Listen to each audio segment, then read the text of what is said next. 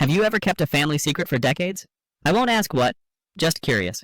They tried to strip me of my company through a lawsuit. My own parents. The people who once sat at the dinner table telling me to follow my dreams, who clapped at my college graduation with teary eyes, who claimed they believed in me more than anyone else, those very same people stood across from me with attorneys, paperwork, and a smile that felt colder than any winter storm. I wish I could tell you it didn't gut me, that I was somehow prepared for the day when family would turn into adversaries, but nothing ever really prepares you for betrayal from blood. The first time I saw the legal notice with their signatures at the bottom, my chest went tight, like the air itself had betrayed me. It wasn't just a document, it was a declaration of war, disguised as neat paragraphs of legal jargon. They wanted control of the company I had built brick by brick, late night by late night, risking everything while they stood on the sidelines, half amused, half skeptical. For years they told me that business was no place for someone like me, that the real world would eat me alive, that I should just join their own ventures quietly, be part of the family machine. But when my company began to make headlines, when money started to flow and my name had weight, suddenly they saw it not as my triumph but as their entitlement. They claimed, in black ink, that the seed money they once lent me was an investment that gave them the right to seize ownership. They wrote that my decisions as a founder were reckless, that my leadership was unstable, that I had relied on their guidance all along and could never have built this without their constant hand. It was laughable if it weren't so infuriating. I knew exactly how many nights I spent working in that cramped apartment with peeling paint and a broken heater, while they told me to quit and go back to a safe job. I remembered how many times they rolled their eyes when I said I believed in myself more than I feared failure. And now they wanted to rewrite history. My first instinct was anger, loud, boiling, volcanic, but beneath it was something more corrosive, shame. Because when it's strangers trying to take you down, you fight like hell and you don't care about their opinion, but when it's your own parents, you start to question yourself. You ask if maybe they're right, if maybe all along you've been fooling yourself and the success is fragile, one gust of wind away from collapse. I lost sleep in those first few nights, staring at the ceiling, wondering if I was about to lose everything I had built not because I failed, but because the very people who gave me life decided to gut me for their own gain.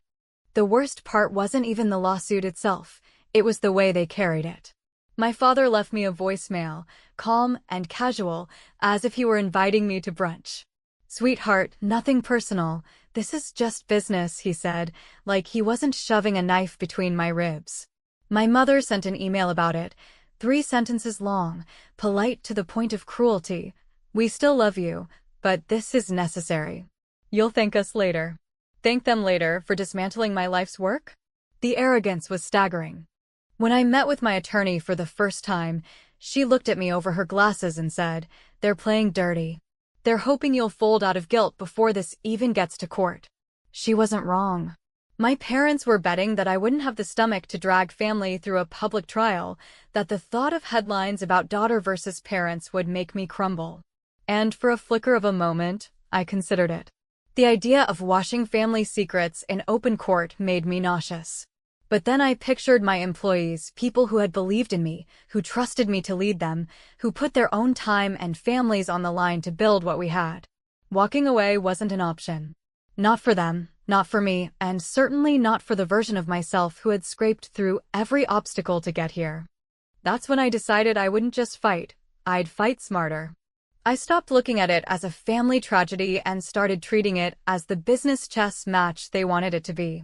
My parents thought they knew me, thought they could predict every move, but the woman they were facing in court wasn't the child they once lectured. She was someone forged in risk, failure, and clawed-back victories. If they wanted war, they would get one, and they would regret underestimating me. Still, even as I steeled myself, a knot of dread tightened in my gut every time I imagined walking into that courtroom.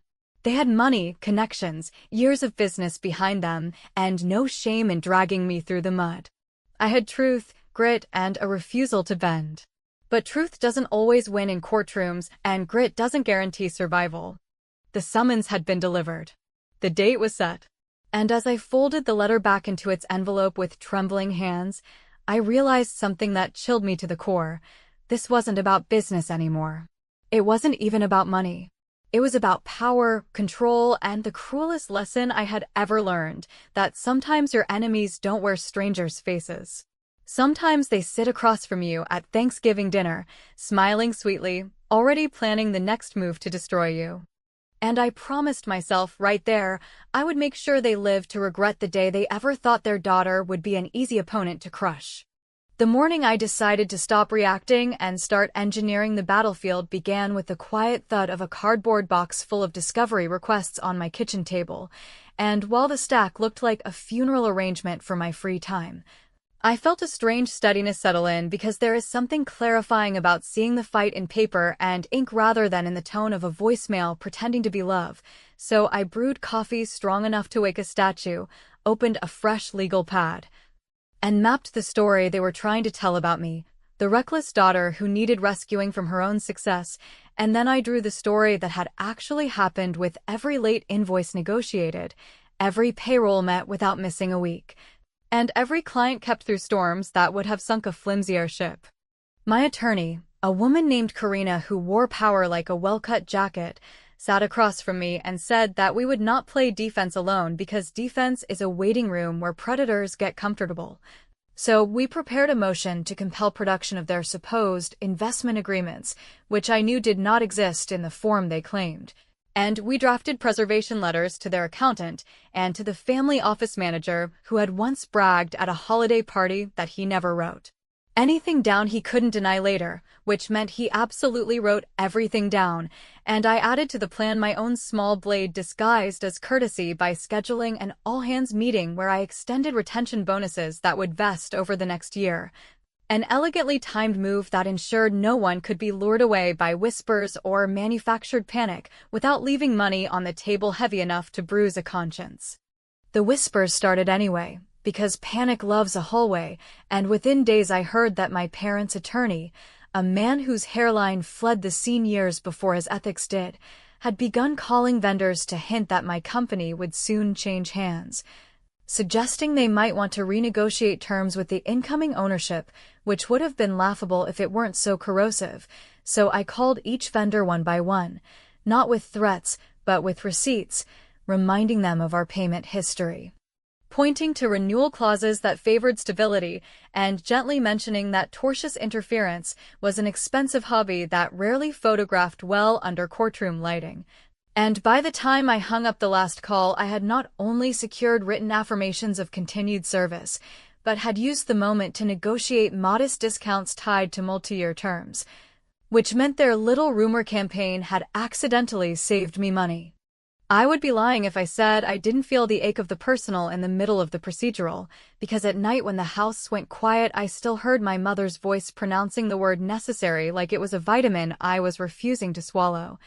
Yet inside the ache there was also a laugh, dark and small but very real, at the absurdity of being told I needed supervision by two people who once confused a convertible note with an actual car purchase, and that private joke helped me lace my shoes in the morning and keep moving, since humor, even the impolite kind, is lighter to carry than grief. Somewhere between the second pot of coffee and the third draft of our motion, my best friend Lena called. And the moment I heard her voice I felt a piece of my ribs unclench, because she has known me since the days when my entire inventory lived in a single storage unit and my office chair was a kitchen stool. And after I summarized the circus, she went quiet in a way that told me she was choosing words like a surgeon chooses instruments, and then she said that her father had just been reassigned to a civil docket rotation and that he would likely preside over several complex business cases in the coming month. And she did not say my case would be one of them, because she is too careful for that. Yet the air around the word rotation felt suddenly electric, and I could hear in the silence between us the sound of a door I hadn't realized was in the room. I did not plan to rely on that possibility, because counting on a friendly face in a courtroom is a fool's economy, but I did allow myself one private pleasure that tasted like revenge without ever touching impropriety. And it came in the form of an amended corporate resolution that I filed that afternoon. A tidy document ratifying my prior acts as founder and clarifying the chain of title for our intellectual property with a level of specificity that would make a jeweler blush, and attached to that resolution was a licensing schedule that granted our most valuable client a conditional renewal option triggered by any change of control initiated through litigation, which meant that even if my parents somehow wrestled a temporary stake, they would inherit an enterprise whose crown jewel would politely step off the scepter, leaving them with a very shiny stick. The night before the first hearing, I stood in my closet longer than I care to admit, because clothes are armor whether we like it or not, and I chose a suit that said calm more than it said victory, since victory can look smug, and I couldn't afford that. And on the way to the courthouse, I practiced sentences under my breath that kept anger on a leash and let reason do the talking, and when I reached the steps I felt that small laugh again, the one I had been carrying like a lucky coin, because I realized that for people who claimed this was only business, they had done everything in a tone that screamed family drama, while I, the supposed unstable one, had lined up my evidence like soldiers and my witnesses like quiet thunder. Inside the hallway outside the courtroom, I caught sight of my parents and their attorney conferring with the brittle intimacy of people who don't actually trust one another but need to borrow each other's confidence. And when their lawyer sneered an almost friendly greeting, I just thanked him for the vendor discounts his rumor mill had bought me, a line delivered lightly enough to seem like banter yet sharp enough to nick the skin. And the way his smile faltered told me the message had landed, which was a small, delicious act of payback to tuck in my pocket before the real battle began. Then the bailiff opened the heavy door, the room uncoiled into benches and flags and polished wood, and as I stepped across the threshold my eyes lifted to the bench where the judge entered with the quiet gravity of someone who has seen every flavor of human mess and still believes in mopping. And in that instant the world snapped into a focus so bright it almost hurt, because the man taking his seat was Lena's father, the one who had watched us grow up on adjacent porches and taught us the difference between stubbornness and principle. And while my parents' faces drained to the color of paper, I felt my pulse climb not toward triumph, but toward something far more dangerous. The thin and humming line between fairness and familiarity that can bless you or burn you, and with that thought still sparking, the gavel came down and the case began. There's a peculiar silence that descends in a courtroom when a revelation detonates without sound. The moment Lena's father walked through the door and took the judge's bench, it wasn't shock that paralyzed the room, it was recognition. A slow, sinking comprehension that rearranged the air itself. My parents' expressions didn't collapse all at once. Instead, I watched their faces perform a subtle retreat, as though trying to recalculate years of manipulation and entitlement to match a new, unexpected variable. They hadn't anticipated this.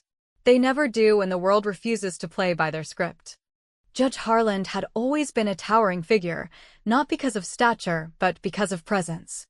When we were kids, he was the kind of man who could tell a group of misbehaving 12-year-olds to settle down without raising his voice, and we would listen not out of fear, but because we didn't want to disappoint him.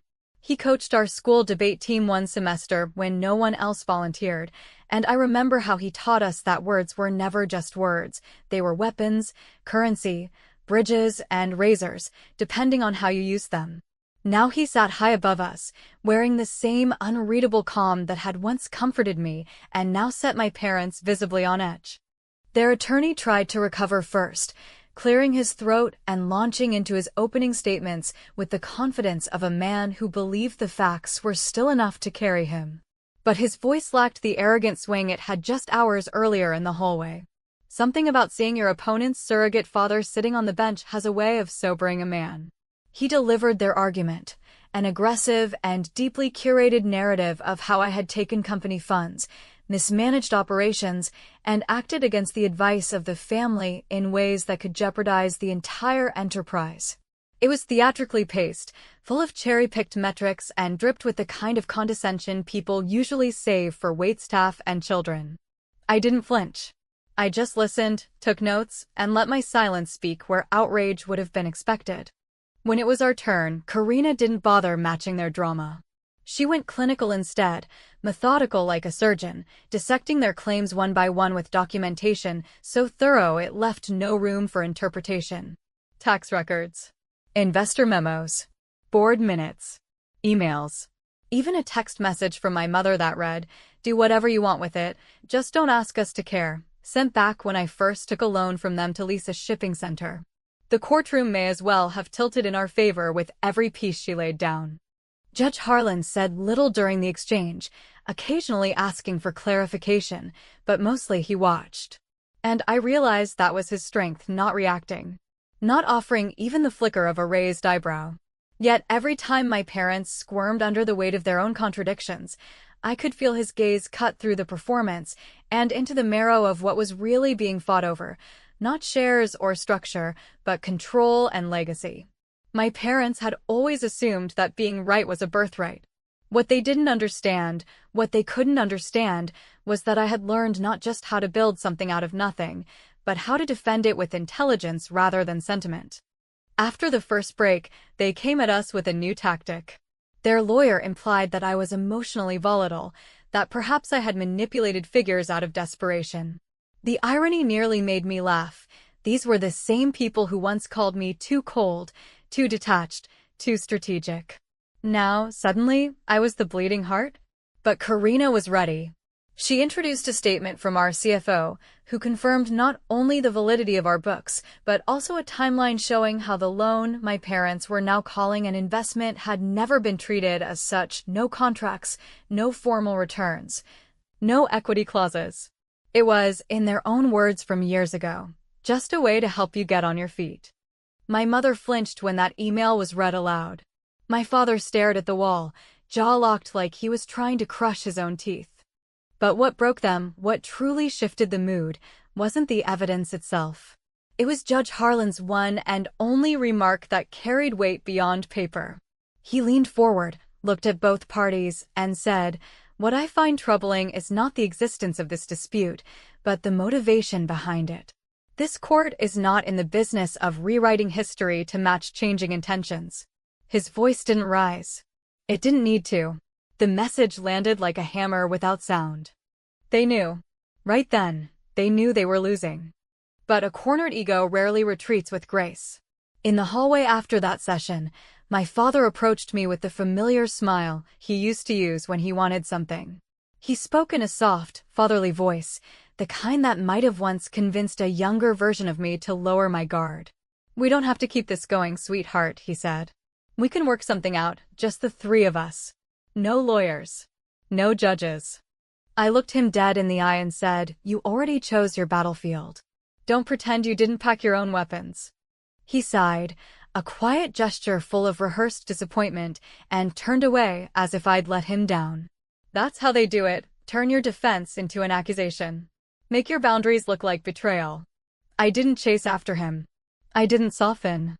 Instead, I stood there, remembering every time I had given them the benefit of the doubt, every dinner where I bit my tongue, every time I told myself they didn't mean it that way. But they had meant it. Every move, every lie, every name they whispered into the ears of others behind closed doors. This wasn't about misunderstanding. It was about ownership. And I was done pretending to be owned.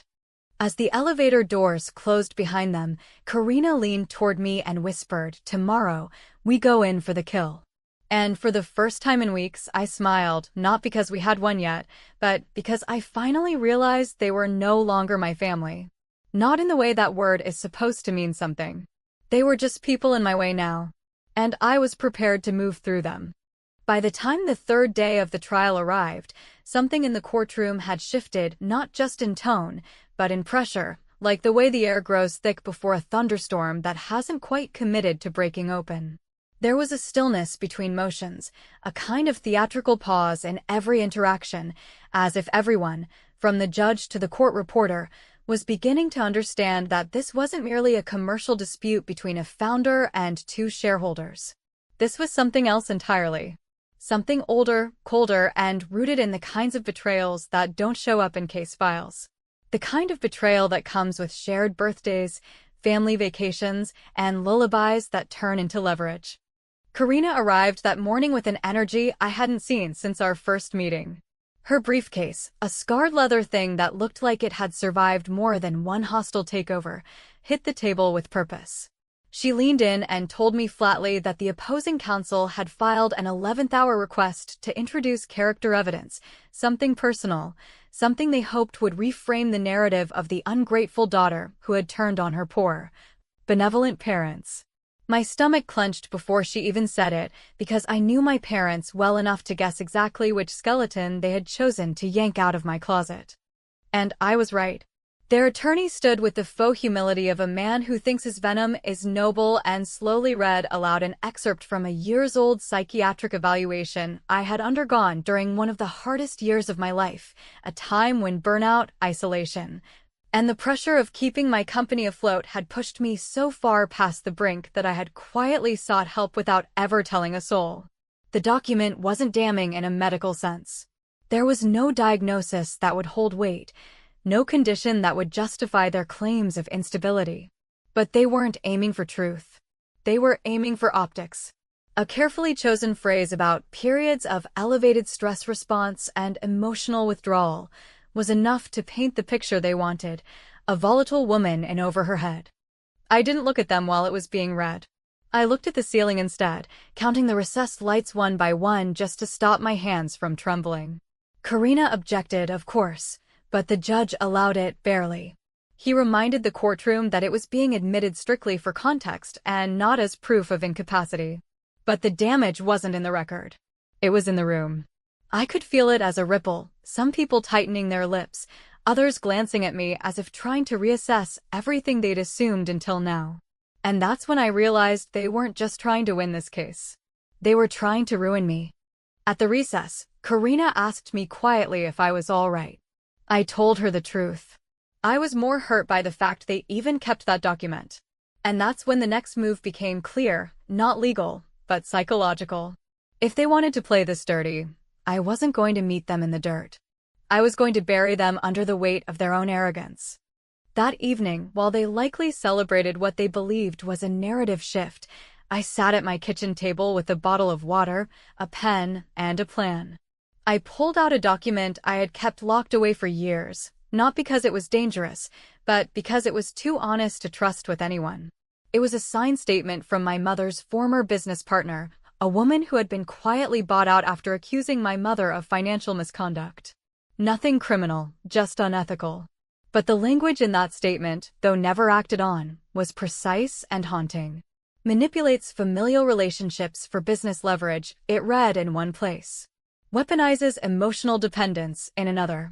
And at the time, I hadn't seen the full implication. I'd just been relieved when the issue disappeared. Now, I saw it clearly. Karina and I reviewed the document line by line, making sure we could authenticate its origin and relevance. The next day, we introduced it into discovery, not as a bombshell, but as a carefully planted tripwire. My parents didn't flinch right away. They thought it was a bluff. But by mid-morning, after a few quiet phone calls and a single pale-faced paralegal returning from the hallway, I saw the panic start to flicker. My mother crossed and uncrossed her legs 6 times in 10 minutes. My father whispered furiously into his attorney's ear, but all the whispering in the world couldn't erase what was now part of the court record. By the time Judge Harland addressed the court, the mood had darkened. He mentioned, pointedly, that certain materials were revealing a pattern, not of mismanagement by the defendant, but of strategic interference and shifting ownership claims that bore the fingerprints of premeditated control, rather than true partnership. He didn't accuse. He didn't condemn. But the implication was enough to change the temperature entirely. And then came the moment I hadn't anticipated. One of our internal communications, an email I'd written to my leadership team years earlier, was read aloud, confirming a policy I'd implemented that would trigger automatic board votes in the event of hostile ownership disputes. It was standard, prudent, even boring in the right context. But when placed beside my parents' behavior, it took on new meaning. It made them look like intruders, not stakeholders. As I left the courtroom that day, walking past the long paneled walls and echoes of heels on tile, I caught a glimpse of my parents standing just outside, arguing not with me but with each other. Their posture was tight, their voices too sharp for family and too desperate for allies. And for the first time, I didn't feel hurt. I didn't feel like their daughter standing on the edge of something irreparable. I felt like a CEO walking past two people who made a fatal mistake by thinking they still had influence in a world they never built. That night, I didn't drink. I didn't celebrate. I just sat quietly in my living room, the lights low, listening to the silence that used to feel so oppressive and now simply felt earned. I wasn't finished. The final blow hadn't landed yet.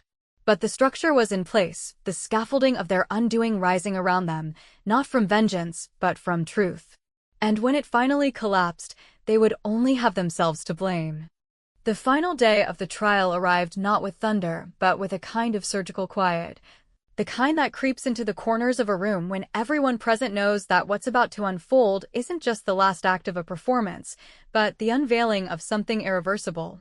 I had always imagined that the end of this ordeal, if it ever came, would be a dramatic crescendo of slammed gavels, gasps from the gallery, and some climactic declaration of justice, but the reality was colder, slower, and far more precise. The courtroom no longer buzzed with tension, it exhaled it, like a room holding its breath for too long finally letting go. The rows of observers seemed smaller now, not in number but in presence, as if everyone had realized they weren't just watching a legal dispute, they were witnessing the dissection of a family in real time. Karina, dressed in her usual charcoal suit with not a single crease out of place, slid a final folder across the table and said only one thing: we give them no room to pivot. Inside that folder was the final piece we had been holding back, a signed agreement from 3 years ago, drafted during the initial seed phase of my company, in which my parents, both clearly labeled as passive contributors, had waived all future claims to voting rights, equity stakes, or directorships in the event of scaling beyond a predetermined threshold. The threshold had been crossed long ago, with quarterly growth figures that rendered their claims not just legally hollow but strategically laughable. That document, witnessed and notarized, had been buried in an old folder of legal housekeeping, something I'd almost forgotten about until we combed through every box in my storage unit like archaeologists looking for the single artifact that could rewrite the script. When court was called to order, their attorney attempted one final swing, a half-hearted motion to question the document's relevance, citing ambiguous language and suggesting my parents had not understood the full implications at the time of signing. Judge Harland barely blinked. Then perhaps, he said evenly, they should have read what they signed before they decided to sue for ownership. That sentence didn't echo. It landed like a guillotine, and the sound it made wasn't a thud, it was silence. Cold, absolute, and final. From that point forward, it wasn't so much a case as it was a collapse. Every argument they had built unraveled not because it was weak from the beginning, but because it had relied on the assumption that I wouldn't have the strength, or the evidence, to pull the right thread at the right time. Karina summarized our defense with elegance, not drama. She didn't attack. She illuminated. And when she rested our case, she did it with the poise of someone who knew the outcome wasn't just in the judge's hands, it was already written into the record. But what I didn't expect, what I could never have anticipated, was the move my husband had prepared without telling me. After the closing statements, as the courtroom began to wrestle with the beginnings of closure, he stood quietly, walked to the back of the gallery, and handed a sealed envelope to the bailiff. It was addressed to the court and marked as a supplemental financial disclosure. The judge opened it, read it silently, and for the first time in the entire proceeding, lifted his eyes and looked not at me, but at my parents. Because inside that envelope was a transfer receipt. A quiet, elegant move that spoke louder than any courtroom speech ever could. My husband had purchased, with entirely separate funds under his name, a controlling interest in a key supplier my company used, one my parents had attempted to leverage in their backroom maneuvering months earlier. They had tried to strong-arm this vendor, implying that I was on the way out and that aligning with them early would secure favorable treatment in the new regime. What they didn't realize was that this supplier had confided in me the moment those threats were made. And so, while I was preparing for the courtroom, My husband was preparing a failsafe, not out of malice, but out of precision. Now, not only were my parents legally outmaneuvered, but any future attempts at influence had been quietly neutralized. Their informal allies were no longer allies at all. They were owned politely, silently, completely. The look on my father's face was not one of anger or shame. It was confusion, the kind that only comes when a man realizes too late that the game he thought he was playing had a second board underneath it the entire time. Judge Harland closed the session with his ruling. The claims were dismissed in full. Legal fees were to be covered by the plaintiffs. And a formal injunction was issued preventing any further interference in company operations. The gavel came down not like a bang, but like a period. The sentence had ended. Afterward, as the room emptied and reporters began circling like birds sensing the scent of fresh decay, I stood alone for a long moment at the plaintiff's table. My parents gathered their things quietly. My mother did not look at me. My father opened his mouth as if to speak, but closed it again, knowing perhaps that anything he said now would be less than useless. As they walked past me, I didn't move. I didn't flinch. I didn't offer a nod or a look or even a breath of acknowledgement. I simply let them go. Outside the courthouse, Lena waited with coffee. She didn't say congratulations. She didn't have to. Instead, she handed me the cup and said, "You did what they never thought you could do. You walked through fire and came out colder." I smiled, not out of triumph but out of something quieter, something like freedom.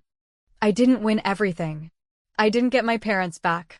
I didn't recover the idea that family is always safe. But I kept what I had built. I kept my name, my work, my people. And most of all, I kept myself. What I lost, I had never really owned to begin with. And what I gained, they will never understand.